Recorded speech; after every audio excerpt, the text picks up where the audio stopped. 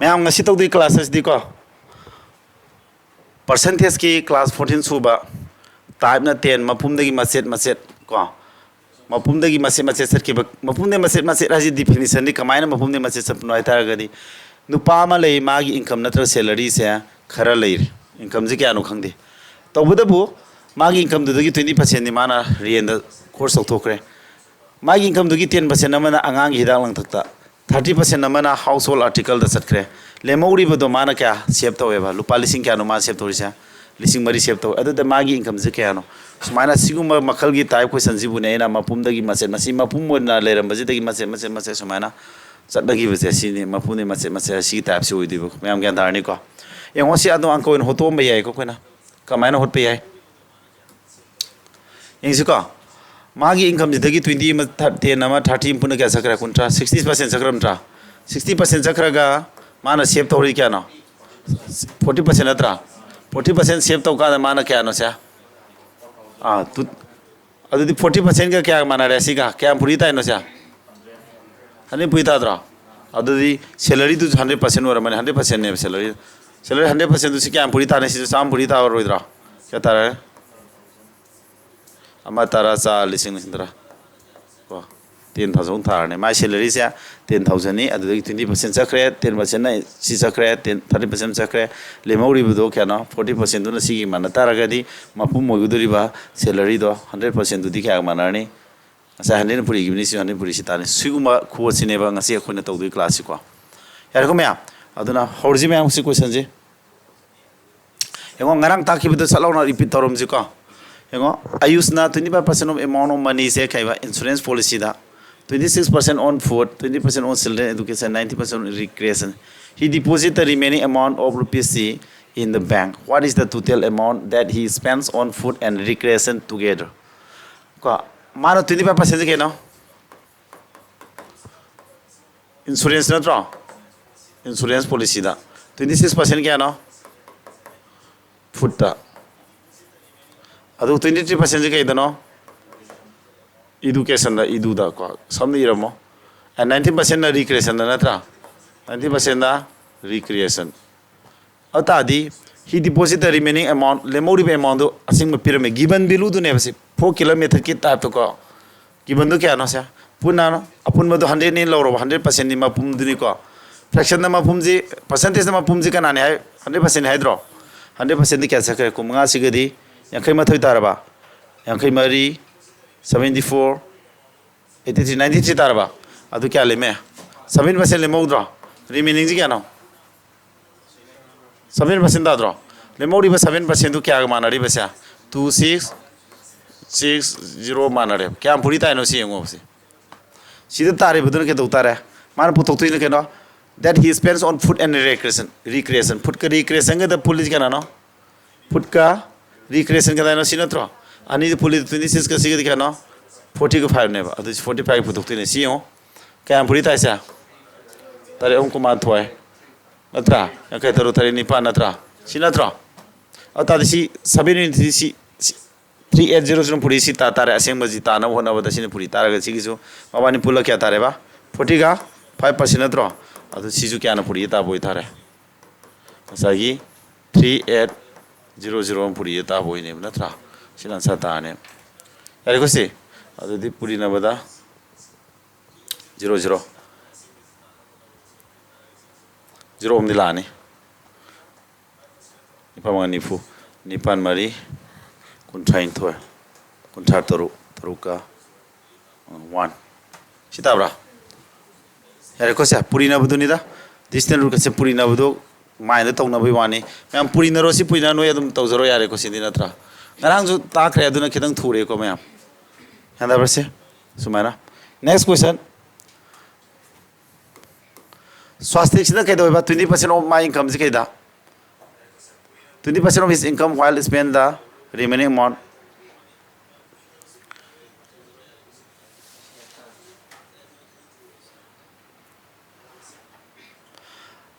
mana 20% save torga lemori buduna ke do ba expend do natra food rent education and shipping 50% of the income is spent on food ꯑꯗꯨꯒ while ꯀꯩꯕ ꯑꯗꯨꯗꯤ ꯉꯔꯥꯡ ꯍꯣꯠꯈꯤꯕꯗꯨ ꯀꯩꯕ ꯃꯥꯅ ꯁꯦꯞ ꯇꯧꯔꯤꯁꯤꯅ ꯀꯌꯥꯅꯣ ꯏꯟꯀꯝꯗꯨ ꯆꯥꯝꯃꯅꯤ ꯈꯜꯂꯣꯕ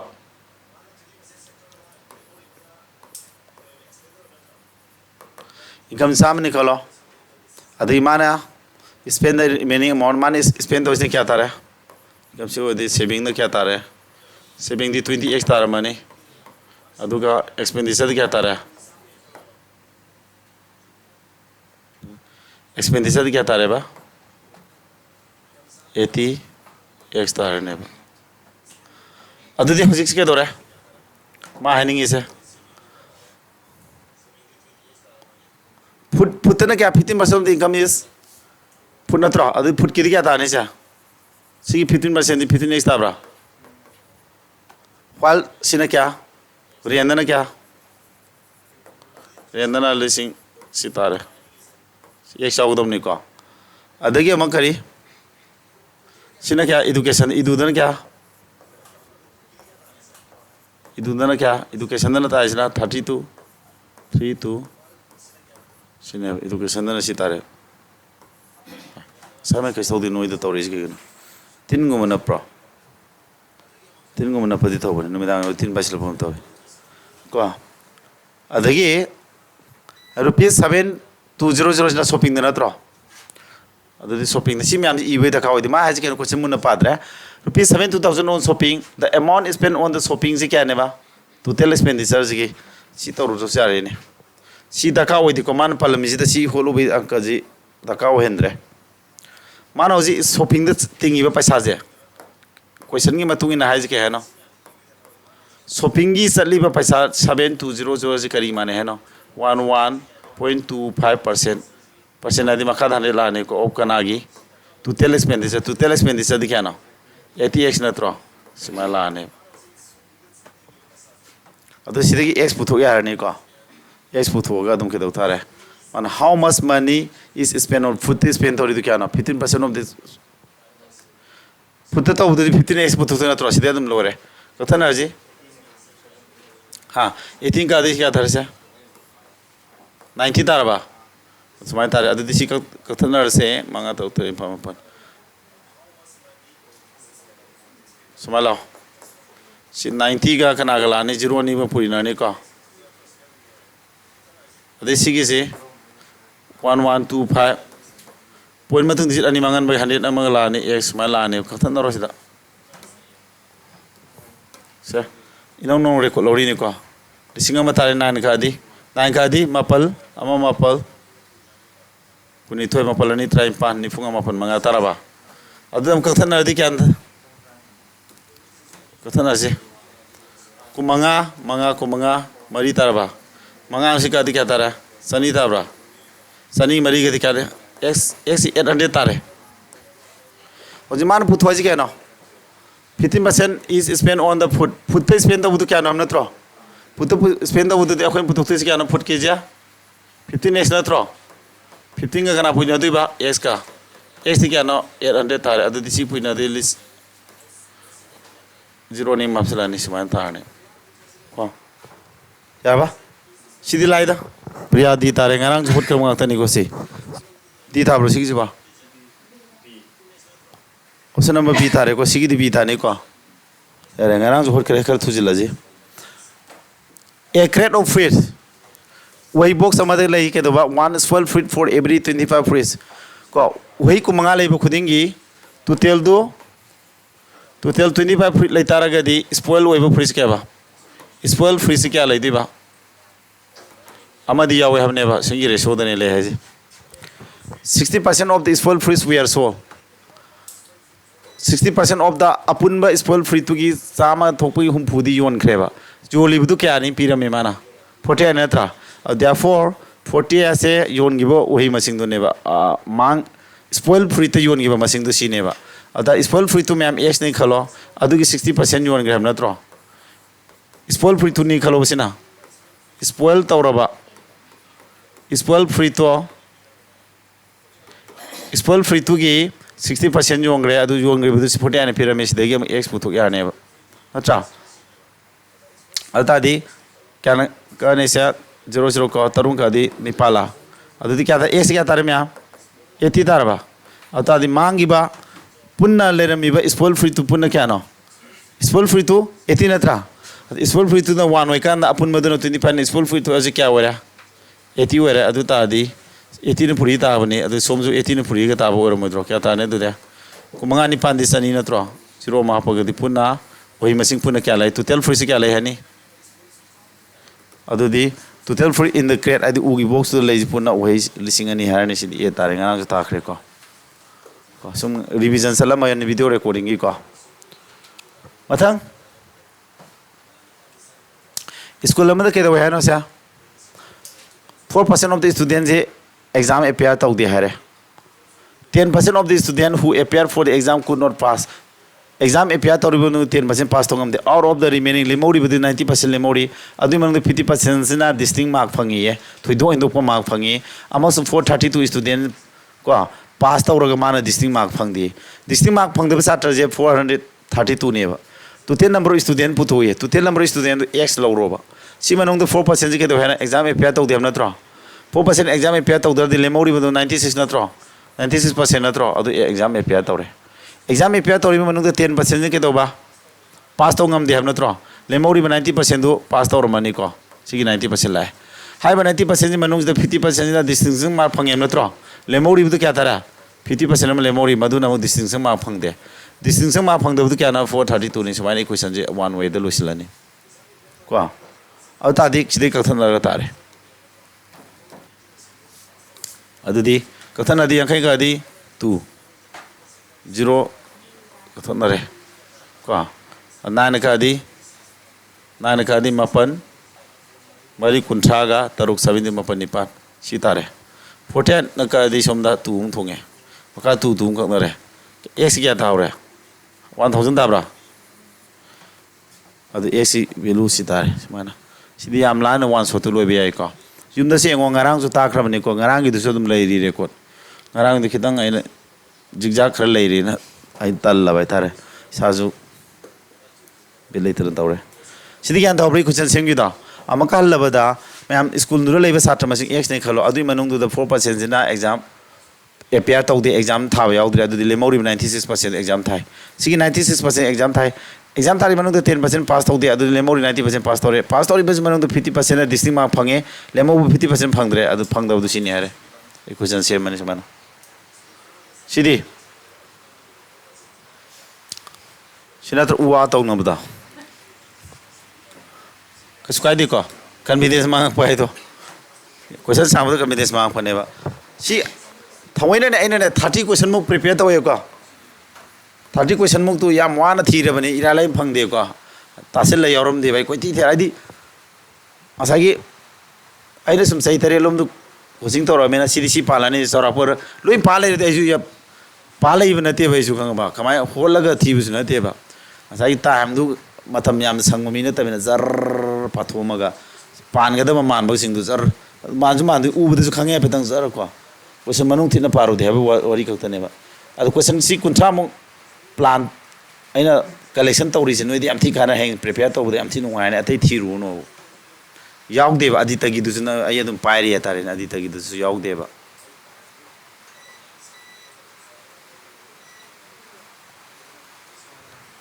Yarba, what is? I don't like. Yarba.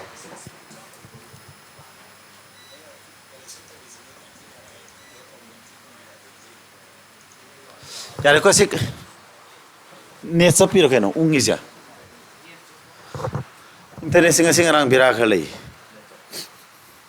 Class ye hone. O ya. Internet sik kita. Yar kan am halakani yani. हाँ तो बहुत कौन तो संग न हेरो हाँ केनो ले लाइन sama किस तरह इधर सिंगरांग हुट करता है नुपा में सैलरी क्या ना 5,000 अतरा माना हारी पैसा से क्या बा एक्सपेंसेस ने टैक्स ने फिलांथ्रोपी ने अतोपोजिंग लेमोरी दिन सेव तो हम नत्रा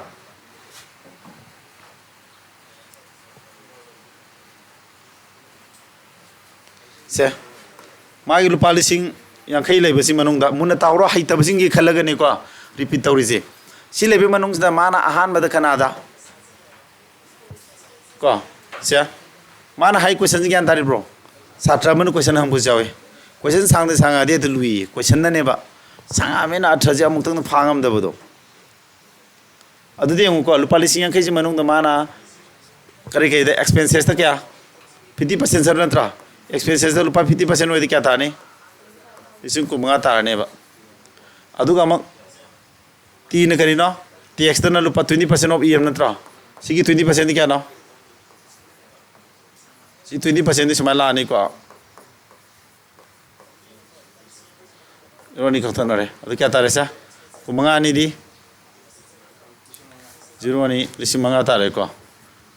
ꯇꯦꯛꯁꯇꯅ ꯁꯤ ꯂꯩꯔꯦ ꯑꯗꯒꯤ ꯑꯃꯨꯛ ꯀꯔꯤ ꯄꯤꯅ ꯑꯃꯨꯛ 50% ꯑꯣꯐ ꯄꯤꯅ 15% ꯑꯣꯐ ꯑꯗꯣ ꯉꯁꯥꯏꯒꯤ ꯇꯥꯛ ꯂꯩꯕꯒꯤ ꯋꯥꯅꯤꯀꯣ ꯅꯣꯏ ꯆꯤꯡꯐꯥꯗ ꯍꯥꯏꯔꯗꯧꯅꯤꯀꯣ ꯁꯤ ꯀꯛꯊꯠꯅ ꯌꯥꯔꯗꯧꯅꯤꯀꯣ 750 ꯇꯥꯔꯅꯦꯕ ꯁꯨꯃꯥꯏꯅ ꯆꯠꯈ꯭ꯔꯦ ꯑꯗꯨꯗꯤ ꯄꯨꯟꯅ ꯂꯨꯄꯥ ꯀꯌꯥꯅꯣ ꯌꯦꯡꯉꯨꯁꯦ 15,000 ꯇꯤꯁꯤꯟꯅꯕ ꯍꯩꯗꯧꯅꯤ 15,000ꯗ 5 ꯍꯥꯞꯆꯤꯜꯂꯗꯤ 50 ꯇꯦꯛꯀ 900ꯅꯦꯕ ꯑꯗꯨ ꯃꯥ ꯀꯌꯥ ꯁꯦꯞ ꯇꯧꯔꯦ ꯁꯤ ꯂꯩꯔꯝꯃꯗꯤ ꯃꯗꯨ 50 ꯇꯦꯛꯀ ꯅꯠꯇꯦ ꯆꯨꯝꯃꯦ 50,000ꯒ 750 ꯆꯨꯝꯃꯦ ꯁꯤꯗ ꯁꯨꯝ ꯃꯃꯥꯏ ꯊꯛꯄꯗ ꯁꯣꯏꯗꯣꯏꯁꯦ 50,000ꯒ 750 sini khaduk tu isi kya tanya itu dia lising trampan ke seni yang kira kok si kuntram itu yoholo kuntram itu kudu trampan tadra trampan ke seni yang kita ni si calculation juga tu tare saving tu na si lere kok mana ama saving ni si lere adi mathang nam kari tu hai next na when magi salary tu kya hangale ba 40% hangale hoji salary tu 55 si 1000 orang itu 40% angle 140 by 142 natro kathan na dro ad manga ga tramni ge di 0 ohm la 0 ohm la manga tramni ge di 70000 la ni ko hem 0 ma 0 ni 0 ani ohum ga ma ani ohum 0 me hele si 0 ma kathalo ko ma tara sa lising ni tara 70000 la si manung de ke do ba he maintain the average level of e di samanari have ni ko igi sama nare apni igi kya ta ni 50% natro igi 50% ni kya tara si tang khadi lising kuthra mo tarba aduga mu kedo ba tina 30% of kya ba 30% of e have natro igi si 30% ni kya tara ata di 0 ni oh manga tra ngo mo pantara smala ni mathang da ma kari e na to isna 20% of t natro e na 20% of kya T di 1050 ani 0 ni kathan naraba kunna ka di 0 mlai ani manga tara ani mani singani sama adagi amake doba P became 20% of soigraba sapira ni ese ha weather sina sumale ko T became 30% of E P became 시기지 P 오이드네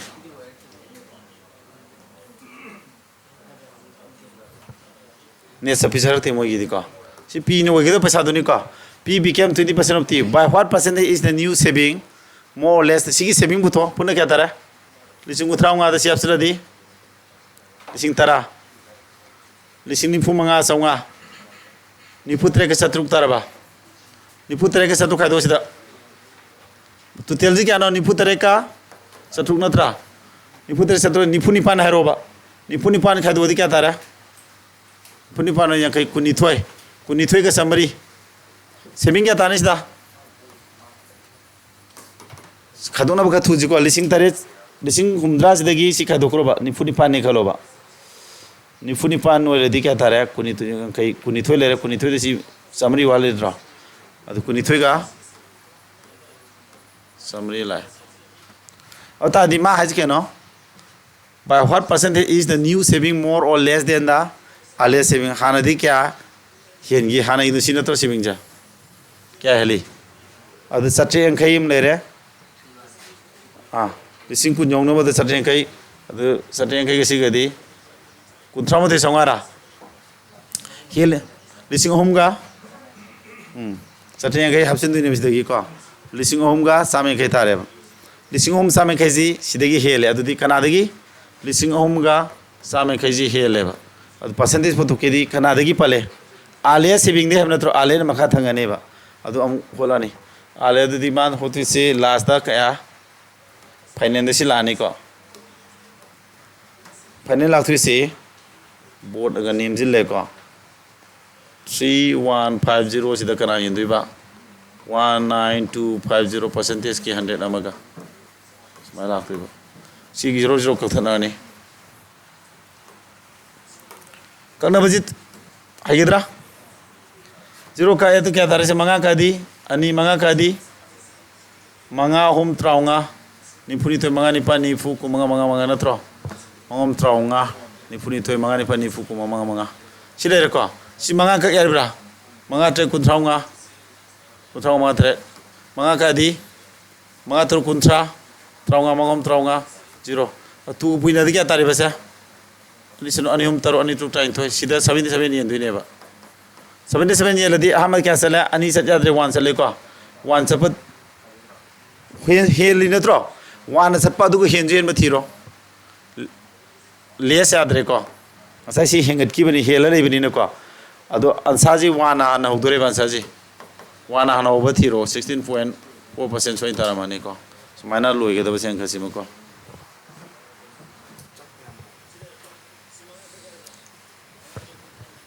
उंगा लेरबा नि असिना ने असैदि नि तपेबा हा मोय recording जरने यार किधर करो अइन तापद्रो तापैने दुदि खरा मसान ताबने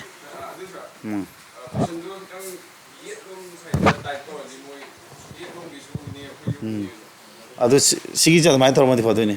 सुमाइ तक तो थन्दोइने सिगी जुको येंगो सिगी द वीडियो दम यें खलो सिगी जिंगा रांग ताकरेदना हाँ माने माने सिगी दम युको सुदन के दो है ना तो पसनो माइ मल्लीसी ऑर्फनेज तक डोनेट तौथोकरे on the day of donation तो मतमदा मागी डिसीजन दो होंगे अदुग माना लुपा के दोबा लुपा 4800 से which was equal to 80% of मान donate होइस क्या no 12% of our monthly income to an orphanage मागी income दुगी 12% जे income दु कनो लौरो बसे 100x नि लौरो बा अदो माना donate तो दुइस क्या no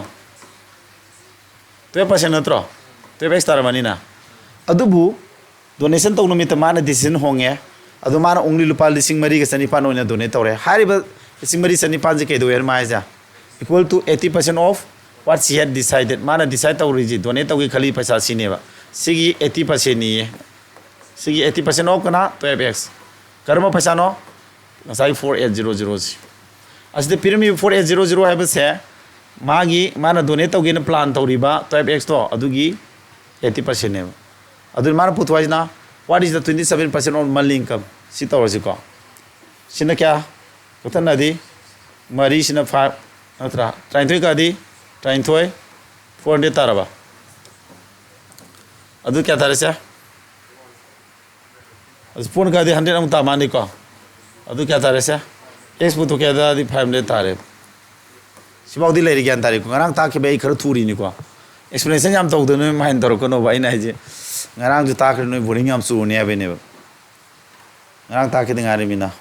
what is the 27% of her monthly income magi monthly income to sinatro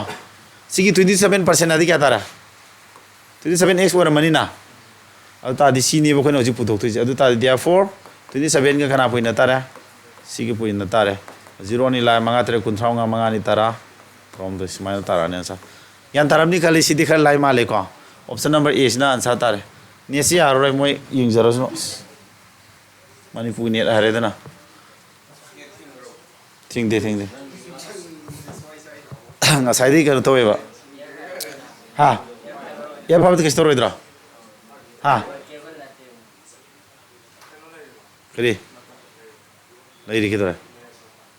lai ri ngarang nan dri sas ka ki ngai ni 3 mbps per second ka office ha Lanthin by the sida nate da ka sini che sini ba phajana ngasi ju tawe ni se ngasai morning do adai da sunga dum khara tawe ni se ko gi numit na ka do ayam da complain taw tare ni se am da change taw na bam thai tare ha lecture pra tu normal lecture li se internet kano ji internet se kitang bera lai ma le ko gi recording da di ado ma le recorded class ho ni ngo ado ai je kanom da tawge kaskai de paid course hoina si yeng ya bani na ko record su tawri bai thoi ji family am lupa kya ta le no listing 75% ta le ko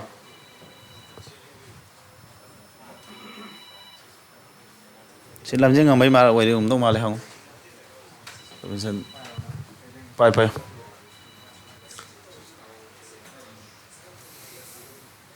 ko magi income ji kya no le sa 75000 le basi manung da 10% save tawi 30% of the expenditure is incurred on education while rupees spent on health and see and the remaining amount is spent on food. What is the percentage of food expenditure to the income? Sidi kay no magi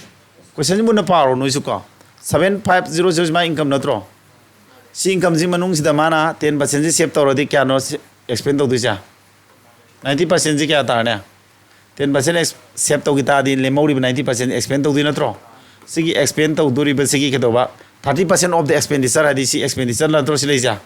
expenditure di si lere apun mo paisa ji ki 10% save to ugraga le mori ba 90% du si ne ba expenditure ne ba si expenditure ji ke mo ke do ba 30% ji ke do ha na mana si 30% ja incur on education si education gi paisa ne ba se kya ta gi ngas patan ro zero mari ra ani lere mari lere kya ta re sa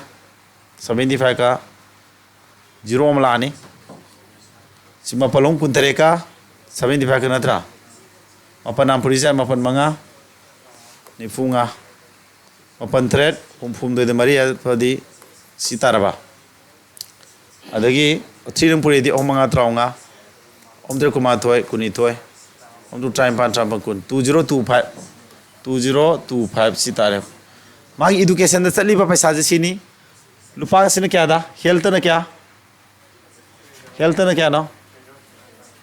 health chali sina 3037 mapa mana thamo hori tisina gada ba yorok kadore ado and remaining amount ro kya da food ki puto ke disi pulla kya ta rhi hu manga tarani thoi 605 si paisa ji ma expend ta gore education gi health kada le mori du food ne ham na tro apun ma paisa kya le ramba 7500 hom ji le ramba na tro si manung de ke do ba apun ma paisa je si le ramba ji manung da man ho ji expend ta gore ba je punna 50625 sakre kya tara du de 75 tara ba to tare odi ahom sigana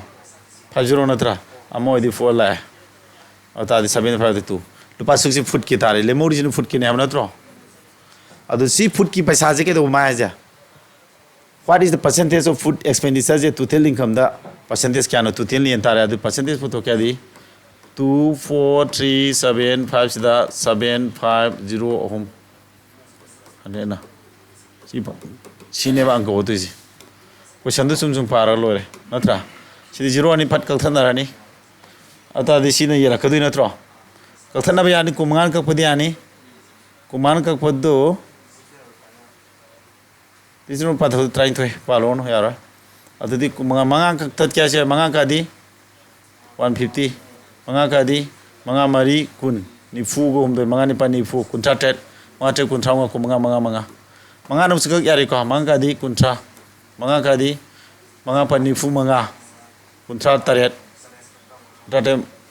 kun tra tet manga tre kun thang ko manga tring ka yari ba yari tring ka di 10 tring ka di kya tara kak na bazu ko mun ne udra di ngaw bani me tring ka di si 10 dar tring ka di mapal om ko om mapal omani taruk trang omanga tien ni ndine 32.5 tare ko du dia tien si ndine la ansa 32.5 tare semana angka je ahamada magi lupa suk le rame suk le baji manung da 10% save to gita di sidai si bauji expenditure ne ba expenditure ki 30% na ta 30/100 se ke education da माना expand तौथोप खर्चा तौब पैसा ने expenditure education की लेरे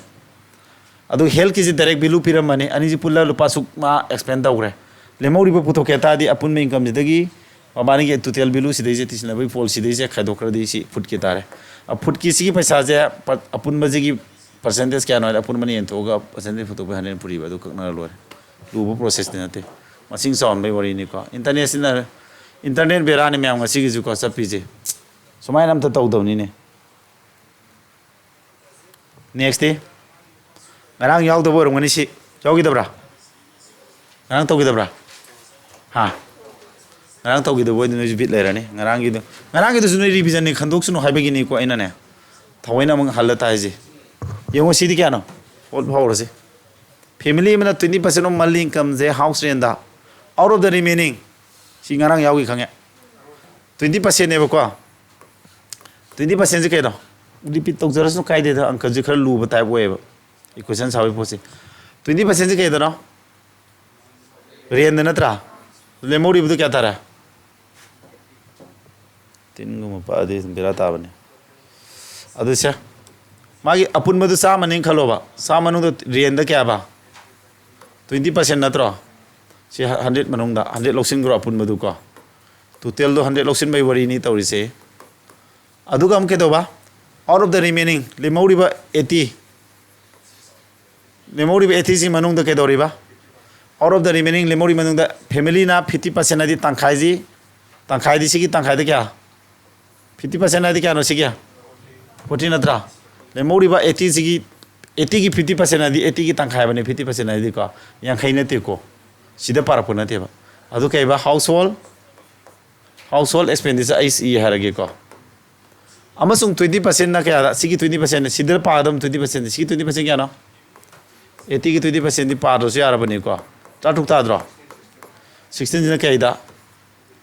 children की education नत्रो अदुगा हम क्या लेमौरी if after doing so समाय तोर मतुंग द मान लेमौरी बदु क्या नेबा निफु यांखै तरु 76 क्या लेमौरे 24 लेमरा सी 24 से रिमेनिंग ने सी लेमौरी बरी रिमेनिंग जे के दो है माना असिनी हाइरिबा असि के दोयबा सेव तो हेम नत्रो अदु ता what is the total monthly income total दो 100 यूनिट की पुथवा बनेबा अदु 24 यूनिट रिमेनिंग दु 24 यूनिट ओय मतम माना के माना रिबा 6600 नत्रो 1 यूनिट की या मरो नम येन बिदु तौरनी नत्रो 24 अदु ता दे मैम अपुन मदु पुथवा 100 यूनिट की नत्रो पुथु तुजा 100 यूनिट की पुथु के ता दे हम यामानी पुरी बि तौरनी अदु 100 की दी लाने और कथन अधि कुमरी मरी का दी कुमंगा मरी तरु का दी 1100 into 25 सिस्टर का दी 1100 ताई को अदु कुमंगा पोई दी 27500 तारे माना को नेथिपन सपे खंगे YouTube is not receiving enough video to maintain smooth streaming यारे को Siya ngarang bau si tawre sidi ngarang tawgi da budi awre male ko sidi noi yenga je ngarang tawgi budu gi kam improve le rage di yengo Prakash na 27 of his salary on children education and donates 4% to a trust in a particular month he spends rupees on these two heads pullaga kya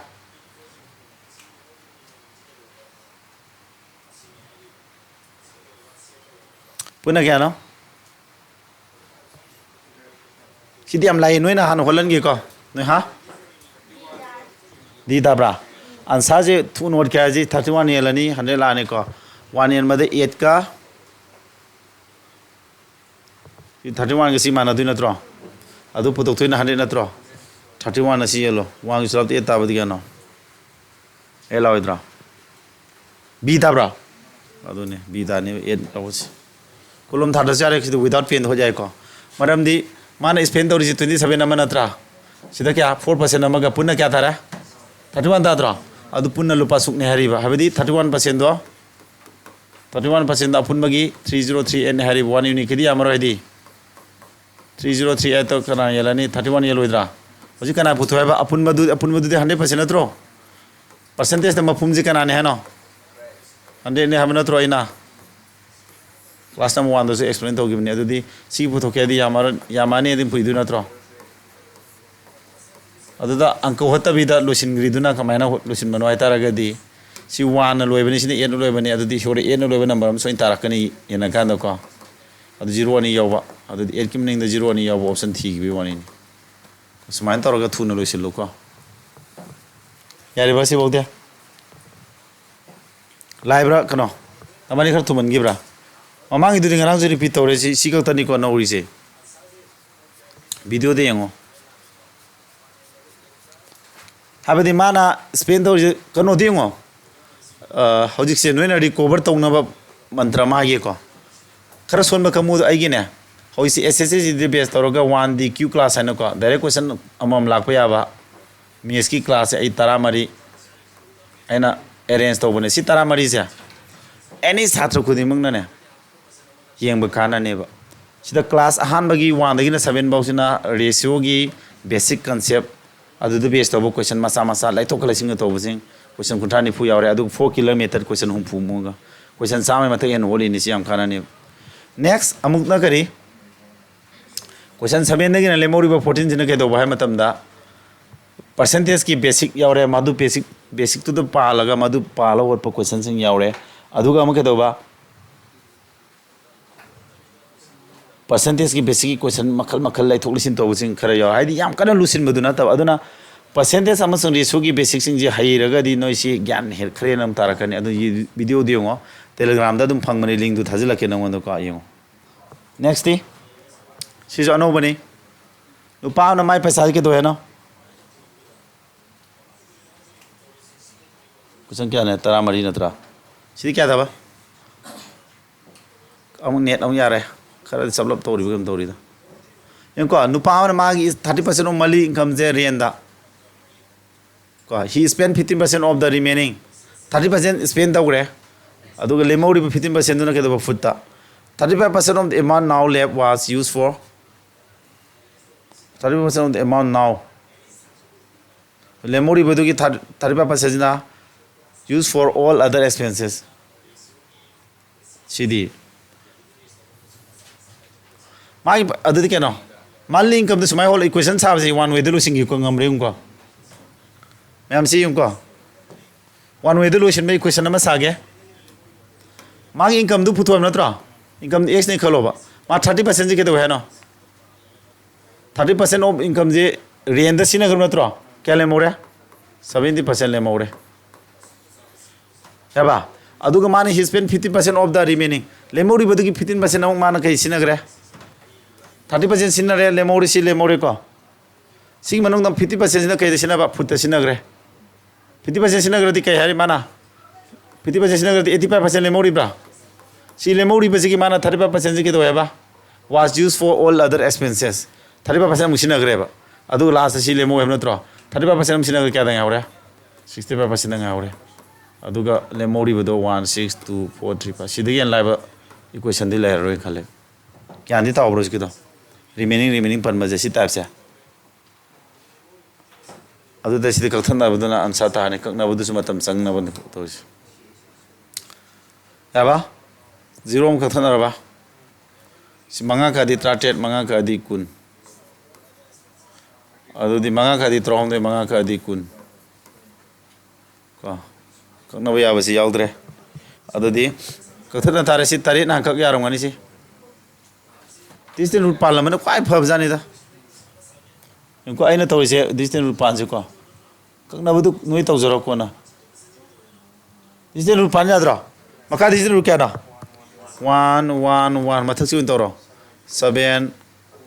4 digital 9 दगी हेन मदुनी को 8 को 1 9 4 हेले 11 ओदि 2 लोइ पुना दु नत्रा तरे मरी कुनिपान है जी क्या ना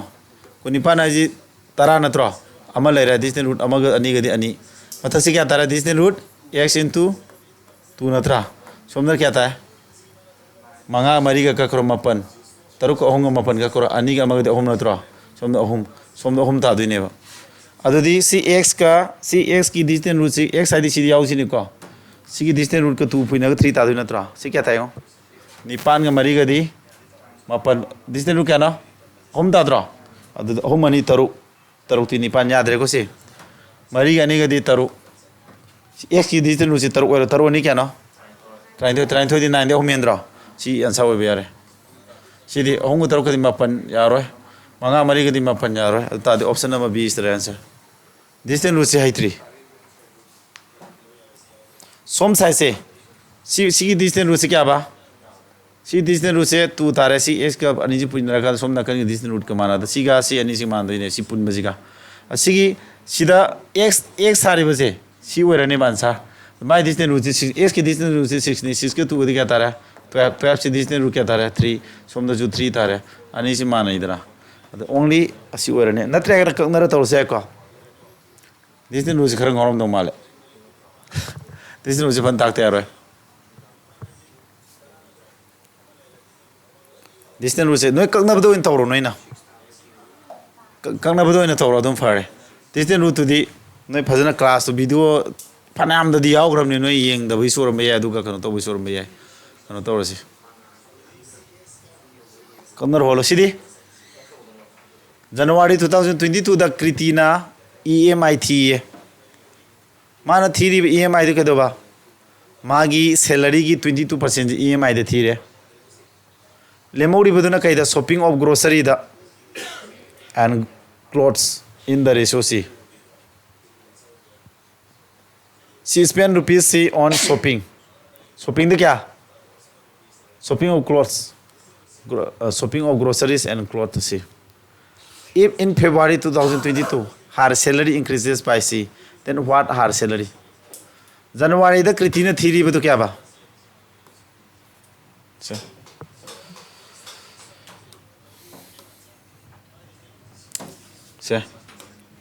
January the माना theory दो EMI तो क्या ने बा? हाँ जनवरी की तो समायना मैम समय हारो जनवरी की मागी टोटल सैलरी दो जनवरी की सैलरी दो 100x लो रोबा कोते 20% नजना माना कहीं EMI ठीक रहे लेमोरी तो क्या ना हाँ लेमोरी से क्या बा 78% नहीं my salary January salary x नहीं बा x की EMI दी ठीक रहे क्या लेमोरी 22% ठीक रहे क्या ना 78% लेमोरी बरा ओके अब मानो के दौरे लेमोरी पे पैसा तो के दौरे रिमेनिंग पैसा जमान के दौरे बा शॉपिंग और ग्रोसरी का क्लोज के शॉपिंग तो बता चंगे हमने तो करम रेशियो दा सब सीधा करेगी शॉपिंग और ग्रोसरी की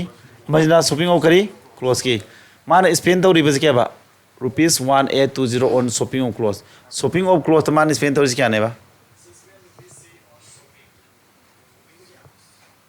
अदु समय तोरो क्वेश्चन साबजे अदुदी मागी सैलरी दुगी 78% जना स्पेंड तोरी नत्रो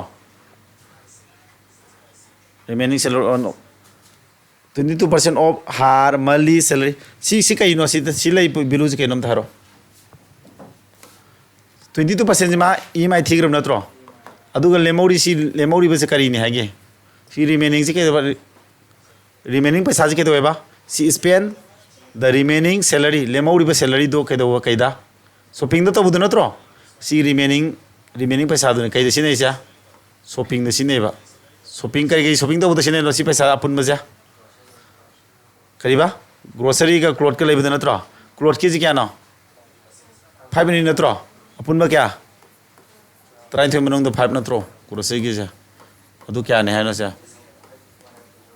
समानी क्वेश्चन साज ज्ञान था सी को ने खनिंगे से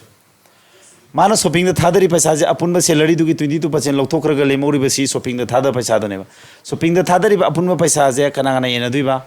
ग्रोसरी की सरुक तरेट ओइकाना कनागा क्लोथ किना 5 नत्रो क्लोथ की क्या ना माई से आजा क्लोथ की से आज क्या ना तरा नि थोपगी मंगाने 30 थोपगी मंगाने अदु क्या माने सिनी हारे सिदी क्वेश्चन से मन एक्स पुथोनी यारे को क्वेश्चन साउ दु मुन्ने ngो हेबा अदु क्या तारे से कथन रो सभी दिया कक्सो याम दो माले अनि अदुदा दे आमद कना तू का दी 39 दाब्रा तू न का जी मापन 91 दाब्रा सुमद्रो कप डायरेक्ट याद बेनी तौरी जी को हम का दी मारी हम का दी क्या त्रोम दे का दी तारे 700 तारबा क्या तारे मथक था 5 का दी क्या हम तारा कुन 80 तारबा एस क्या तारा 80 का कना पोइनोनी समझे पूरी नहीं 560 हम लाए सीधे से जनवरी की करी नो इनकम न सैलरी न तो मान फेब्रुआरी तक क्या हैंगले मा अतादी फेब्रुआरी की पुथो न तो फेब्रुआरी की पुथो क्या दादी सीधा 16 हैंगलदी चांद टाटू हैंगलदी 116 by 100 पूरी रोई द्रो 0 नहीं कथन द्रो 560 जिगा 116 का पुना नहीं 0 अमल रनी दुगा तब तो कुंता 60 लोई बथीरो ऑप्शन नमक हते यावर सितारा माने अत्रो सिबाउदी सुमी कंगसे सिमरा डिजिटल रूट पालसु यारे तरुक तरी निपान डिजिटल रूट पान गया ना सी डिजिटल रूट क्या ना निपान नत्रा तरुक का मंगा तरा मथोय अनि पान क्या ना टाटू अदि 7 नत्रो 7 ताब थीरोसु यारे मपन लेरबा तरुक का मरी तरा अमा लिथोकुदे 7 तारे को सुमे को डिजिटल रूट सेक्टर से डिजिटल रूट से हम कान दी कान रे अंक खुनी मगते याम यूज तौरिद्रो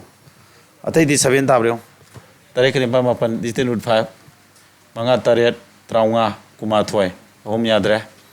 तरुक का सिग मपन मंगा तौ त्रामथोय अनि डिजिटल रूट 7 ताब सिग नत्रो सी डिजिटल निपान टाटू सी 7 तादु नत्रो अंसा 7 ताब थिदुने नत्रगस ऐना हजि कनै दुमा यारे सी पुरिना मतम 0 मदे लानी 60 न लोइबान सा थिरो यारे बा 60 लोइबान सा थिरो यारे अरे को मथंग दी तो out of total to piece ne timan chape out of total pillar maroi ba mithai apunba to phi manung da 10% kya ba waste ogre mang re ba ko 35% of the rest are given to Canada yes ta pithois kya no mithai x le re khalo mithai ji x le re khalo to phi ji तो फिर x ले रही कलो कना 10% तरा तो अम पिथो कर क्या लेमोरिया लेमोरी तो क्या नो तरा तो कोई मपन नत्रो ऑफ एक्स सी लेमोरी 35% of the remaining कना पीबा सिगे हम 35% कना पी नो 35% कना पी नो सा एस द पी रे सिमिलर एस द पी रे को अम करी 1/8 of the total given to n अपुन मदि सिनत्रो अपुन बसी 1/s ने कना पीबा सी 1/8 कना तारा x by 8 तारा बा सिने कना पीरीबा n the p मान करी है बा if the two piece with n are 10 more than the wasted two piece n की two piece के तो है ना n की मिठाई में सिंजी के तो बा wasted ओइ तो क्या नाम थारो wasted तो क्या होनी wasted तो तारा तो कोई अम्मा कना आगे अपुन बसी की अपुन बा x की तारा तो कोई अम्मा दिखा तारा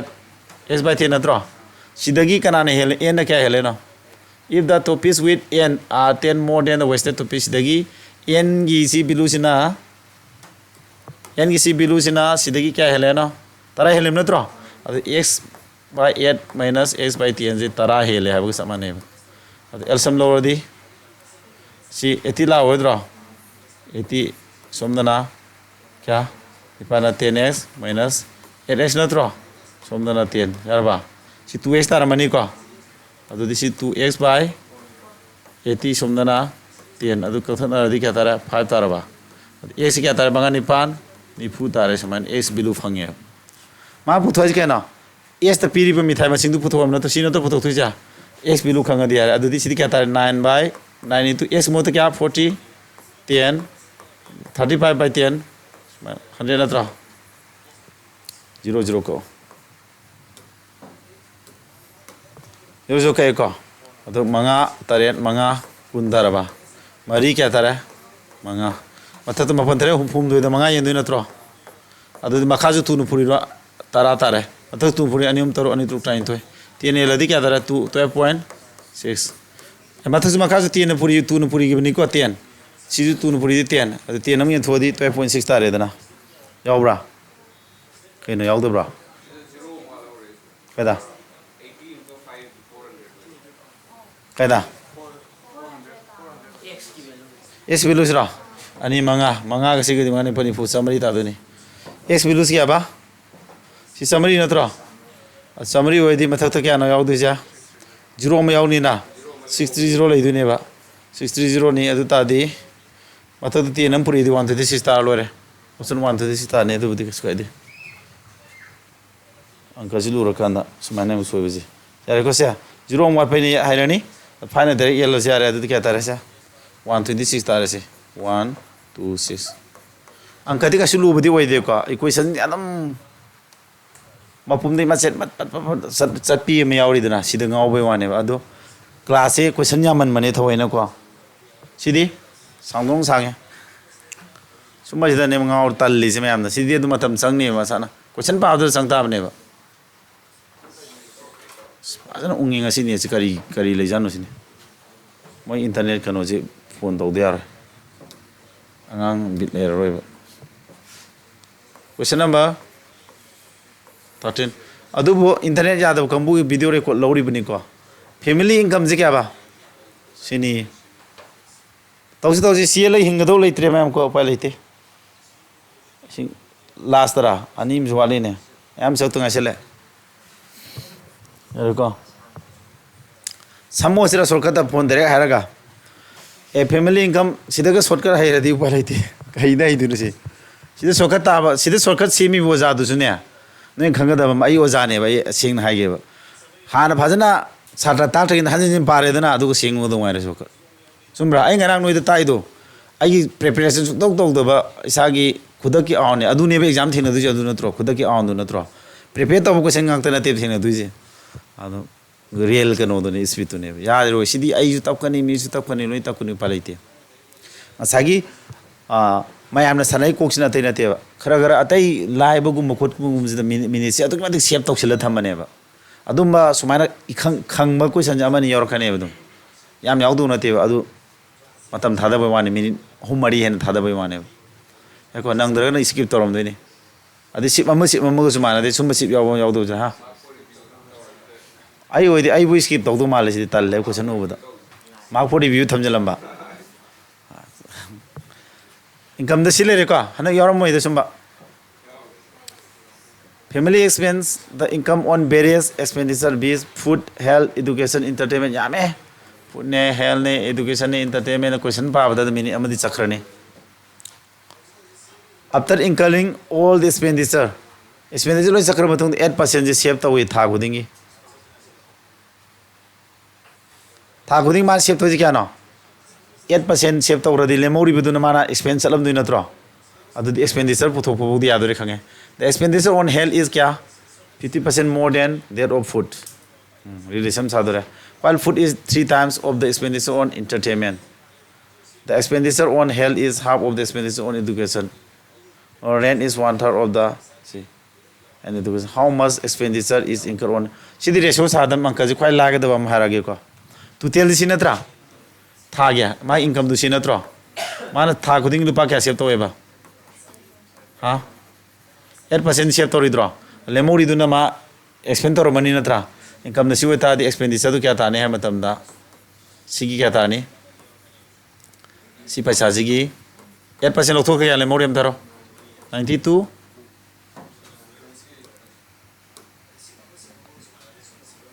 92 iba nungare na haraga hong tori tin ngum nap chang 92% natro kathan ro 0 ani 350 ga 92 si jad matam janga le ka sola phami na de laksara ni kuthang sola phai da na thiro kuthang ani kya na 17 natra tare kut puda na kuthang ma ban kya ba ha 315 natro 315 to dasi kut kya puge du ko ba 315 ta 7 apsila 322 ra zero kunthang ani 77 kut pore buka enda braja adu mapan mangani funga mapalu kuntaret 315 to 7 apsila di 322 yare ko asmana adu di hoji mo si ratio sade agro mem palite cl hingaro kamai ratio saduina kari ratio sadu ja mana haji expenditure health is kya ba health ke ba 50% more than that of food health से कनादगी hello लेबा फुटगी health से फुटगी से ratio साब health का फुटका health से फुटगी hello लेबा 50% hello नत्रा 50% hello दिसी twice x लोरो फुटसे 50% तंखाय hello दि क्या ताने सा 3x तारोइद्रा tangkai di sigi si tangkai di ano 1x adu hel adi 3x sumain loksul logic si ko the expenditure hell is 50% more si bauji are ko while food kis ga ba 3 times of the expenditure entertainment ki kya ba entertainment ki kya no entertainment ki 3 ne puri tari ne ham na tro he sira don to nang ko luri kan ko si 3 ne puri tari ne ham na tin ngum na puri hang de ba 3 entertainment ki 3 times ham na tro while food se ke ba 3 times the expenditure of 3 times the expenditure on entertainment ki 3 times hari entertainment ki 3 puri na tro adudi food ta ki si lak phade among 1/3 puri ni hai da ba habra da bra ai hai ga ni si gi si twice x ne ba adu ta di si di 3 puri ta da som da di 1/3 puri ni 1/3 puri di kya tara twice x by 3 ta ne ba on tho on jin do mun na adi si bo le re hom sa re athanda the expenditure on health kis ke do ba half of the expenditure education gi tangkhai ni si education tangkhai ni si education tangkhai odi education success or morodra ere ko samai saw was resource amatam ek saw saw dun far ni ko sina khwai ding terminology ni adudi makha yaw ji ko thak ke do tare makha yaw di lo dro atra o adi the expenditure on rent is 1/3 adi sor om to pe amani kana of the combined expenditure on food health and education food health and education gi mogi kedo ba combine hem natra okoi hongi 1/3 hem natra om to pe ama okoi pula kya ta ge ata di law matam da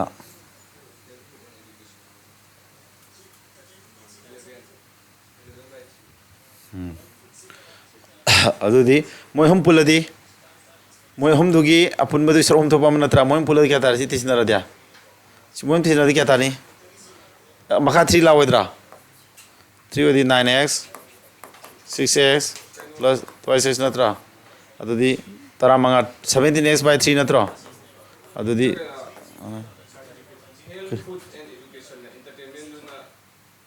go the expenditure on rent is 1/3 of the combined expenditure on food ne health ne and education hom je hamne ko 6x ka siga taruk tari nipan 11x ki 11x ta kya na 11x tu ki hom thuk pa mane si la ni ko adu di 3 ne puri di loina 9x 9 tari reso pulo pujilo 9x 3 puri di 6x 3 puri di 2x 3 puri di 18x 3 puri di 11x moi pulaga ngasai si paisa ju uduna expenditure puli do how much expenditure incur on education ki konam putho lo reke no moi pula kya tara tram to siga di kunmapan kuntra mathoi kuntra trade ni putaro 46x tarba 46x tu ga 32200 silala madi toy ko sikam puriya ne tetro ni photo tai mari kunipan taren sab saya suma mani khange angkaji landre pum tarai se x equal to 700 ata kanai puthoi no education gi de no sinatro ate last ki resource daram ni 18x ne natra adu di 18x di 18 ga 7 ga di 126 tar mane sitar sidi taseng na thawin lu halage tawne upalite sini puina du natro education gi puthoi abni na education 18 ga s ki bilu puina di sitar ne ha sidi skip tok done kana de sidi hol chor hol dom ai gi suggestion na haijo war di chor hol dom sidi ha kariya loi ni ba yaroi sidi haijuno ba kwaide haire ba gagan pratap hoisu yaroi hoi sumba toina holopagi arubo hotpagi hainabi leimi do budi khara thuna detect to bangam bai podam de lakani ko ado akhoi jo aru aduna ne thawaina ai jo arubo oigera kai dogera sangere collection to isi ai kha tanu ja hori ta ko to wasin do male de kai kan to muji ai ko ado hapse leise ante theng na bataw ne yaraba pathang de thabak khan bagi ꯅꯨꯡꯉꯥꯏꯔꯦꯅꯦ ꯑꯉꯥꯡ ꯑꯃ ꯆꯠꯈꯤꯗꯣꯔꯦ ꯊꯪꯅꯕ ꯑꯉꯥꯡ ꯑꯃ ꯍꯔꯃꯤꯅꯤ ꯑꯁ ꯑꯁꯣꯝ ꯊꯦꯠꯀꯦ ꯍꯥꯏꯔ ꯊꯨꯖꯜꯂꯣ ꯌꯥꯔꯦꯀꯣ ꯁꯤꯗꯤ ꯇꯦꯜꯂꯦ ꯍꯧꯖꯤꯛꯀꯤꯗꯨ ꯎꯔꯒ ꯁꯤ ꯎꯕꯗꯤ ꯁꯨꯛꯀꯤ ꯀꯤꯔꯝꯃꯔꯣꯏꯅꯦ ꯍꯥ ꯁꯨꯛꯀꯤ ꯀꯤꯔꯝꯃꯔꯣꯏꯕ ꯑꯗꯨ ꯀꯩꯅꯣ ꯇꯧꯕ ꯑꯩꯅ ꯍꯧꯖꯤꯛ ꯚꯤꯗꯤꯑꯣ ꯂꯤꯡ ꯊꯥꯖꯤꯜꯂꯛꯀꯦ ꯅꯪ ꯑꯗꯨꯗꯒꯤ ꯕꯦꯁꯤꯛ ꯈꯔ ꯇꯥꯜꯂꯣꯀꯣ ꯃꯊꯪ ꯈꯤꯇꯪ ꯆꯦꯞꯊꯣꯔꯛꯄꯗ ꯅꯨꯡꯉꯥꯏꯔꯅꯤ ꯐꯥꯗꯔꯅ 8% ꯑꯣꯐ ꯍꯤꯁ ꯃꯟꯂꯤ ꯏꯟꯀꯝꯗꯨ ꯀꯅꯥ ꯄꯤꯔꯦ ꯃꯆꯥ ꯑꯅꯤꯗ ꯄꯤꯔꯕ ꯅꯠꯇ꯭ꯔꯣ ꯄꯣꯀꯦꯠ ꯃꯅꯤ ꯑꯣꯏꯅ ꯗ ꯑꯦꯜꯗꯔ ꯁꯟꯅ ꯀꯌꯥ 85% of the total amount given to the both the son ꯄꯤꯔꯤꯕꯗꯨꯒꯤ 85% ꯐꯪꯉꯦ he spent 90% of the amount and saved rupees 7 what is the monthly income of father CD equation ꯁꯥꯔꯣ ꯐꯥꯗꯔꯒꯤꯁꯤ x ꯅꯤ ꯈꯜꯂꯣ father x two ꯃꯥꯅ ꯄꯤꯔꯤꯁꯤ ꯀꯌꯥꯅꯣ ꯃꯆꯥ ꯑꯅꯤꯗꯨ ꯄꯤꯔꯤ ꯀꯌꯥꯅꯣ ꯐꯥꯗꯔꯒꯤ ꯁꯤꯅꯤ ꯈꯜꯂꯣ ꯀꯣ ꯃꯆꯥ ꯑꯅꯤ 8% ꯄꯤꯔꯝ ꯅꯠꯇ꯭ꯔꯣ ꯅꯤꯄꯥꯟ ꯊꯣꯛꯄꯒꯤ ꯑꯃ 10 ꯆꯥꯝꯃ ꯍꯥꯏꯕꯅꯤꯀꯣ 8% x 8x by 100 ꯅꯠꯇ꯭ꯔ ꯄꯤꯔꯤꯁꯦ ꯃꯆꯥ ꯑꯅꯤꯗꯨꯗ ꯁꯤ ꯄꯤꯔꯦ ꯁꯤ गिवन ꯄꯤꯔꯦ ꯄꯤꯔꯤꯕꯁꯦ ꯀꯩꯗꯧꯋꯦꯕ the elder son na 85% of the total amount given to both the son machanupा ani da piribasi paisa ji 85% ji machanupा ji na kya phangiba 85% ji kedoba phangem natro sigi 85% ji machanupा hanjina phange elder son ji na khangba adu mana kedoba 90% ji spend tawre kya le more du dia 90% tawre 10% le more dro si le more lu patare ne 30 dem natro ek sob tore lore question mafumde mase sakiba mafumde mase tai maming ji pusi ahma taborum ne aiju ahma tare ni ko hana takidri noi me na bit pirakpadu gi aiju bit tu sagal laga ko sana maming thunjeli ne adu yam dik kanarame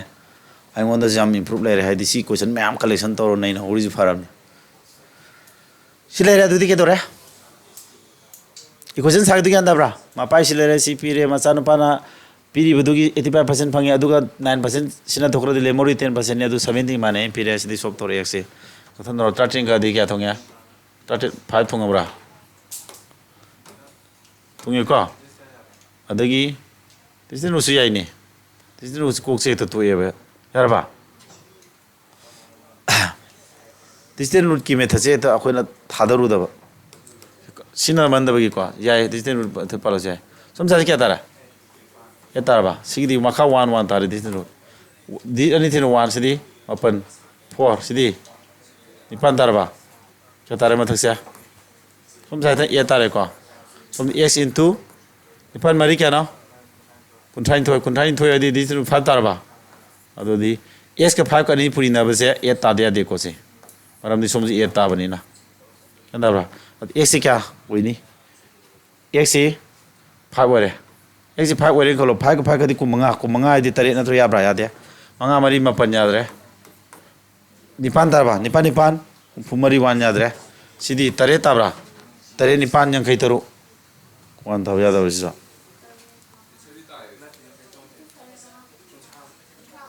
kai ba manga ka tare kana tra oh si manga ni ai somdu ni holere tarang sali ni ko si Lucilu ayah ka kui ngoko na betri Lucilu ayah ni ko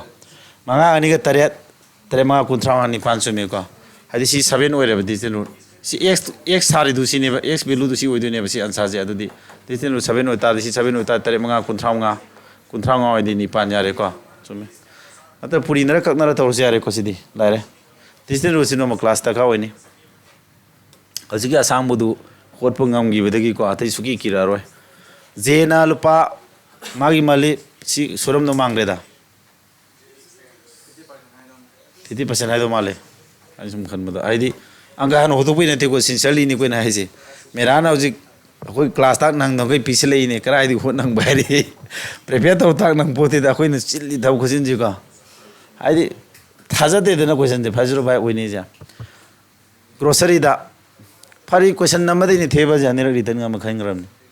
aidi spelling um yam khango bane grocery the and bills grocery amusum bill da tangkhaji magi income tangkai bithokre 20% of his monthly income on buying piro lebidana 20% sakre 5% of monthly income on medicine and the remaining amount rupa si save tore adudi punna sakri 50% am sakre 20% am sakre 5% am sakre kya sakre 75 sakre dro 75 pot लेथोखरे लेमोरी क्या ना 25 नथ्रो 25% तो क्या माने फिरमी बा 12500 माने फिरमी कथन अदि कुमा अमा वानी किदी कुमा ने थोदी ने में कुमा 500 तारे अदु मपुमदु पुथोय मपुमदु 100% ने दरा अदुदी सुमददी लाइबा 100% पोइ 5 ta 0 ani si ani mari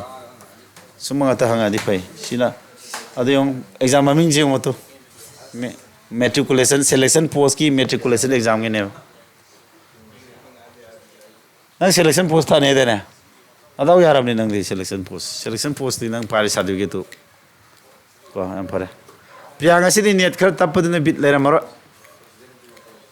priya ga ta ni inare ja tai di yaw yaw dre to ji comment ji Priya ngata ngai reba others ni sape bit leitra khangdre ma'am noi saunu ko ngasi ni to em dhange loire question ji lurjin luna loi hole ko no loksi lorage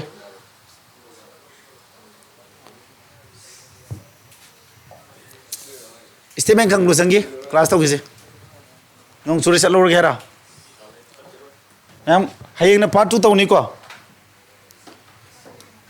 हजिकी ने नोइना जो video जो हजिक upload तौरगे बको percentage की class 14 दो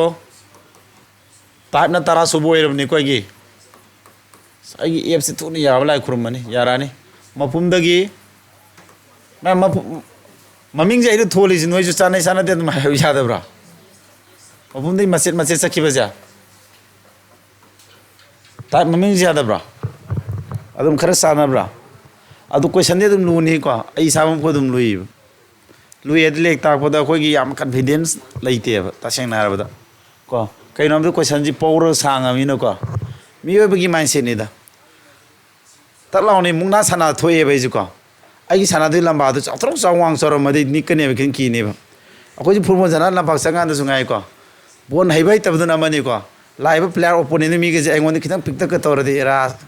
national lore khalle ba होय Mona हेरमदना नाइबदुना नाइबनिदना अदुनि मेसिदे ma'am तौरिजे होय पितरो पिपदु सितबा पित लिटपा अमायना अंक दु चौथौ चावबनिनो को आयामना माइंडसेट सि लुना खनबै वाने अदुना मैम हें पार्ट 1 तौरे को पार्ट 2 जिना हें तौरसि यारे को अदुगा हें खनो दु फारो सिलोगिजम की अहानबगी मकोक दु फारो को